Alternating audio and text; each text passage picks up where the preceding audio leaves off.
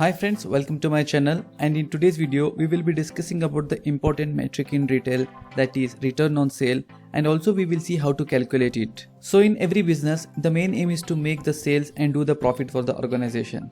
So to measure this, the return on sale is a very important metric to understand the operational efficiency of the organization. So what is return on sale? Return on sale is the ratio between operating profit and its net sale. So it defines how efficiently the company can generate the operating profit from its revenue. So this was the definition of return on sale. So now let us understand the formula to calculate the return on sale. Return on sale is obtained by dividing operating profit by net sales.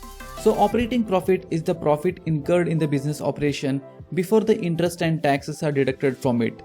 And the net sales are the total income made by the company by selling its products and services to the customers. So return on sale is also known as operating profit margin. So we can say that if the company is not doing business to recover the investment, then that business is undergoing loss. Consider that the company has a total operating expense of 30 lakhs and the company is making sales of 50 lakhs. Now the operating profit of the company will be net sales minus operating expenses, that is 50 lakhs minus 30 lakhs. So the operating profit is 20 lakhs. So to calculate the return on sale, we need operating profit and net sales. So here in this example, the operating profit is 20 lakhs as we have calculated and the net sales is 50 lakhs. So the return on sale will be operating profit divided by the net sales. That is 20 lakhs divided by 50 lakhs is equal to 0.4.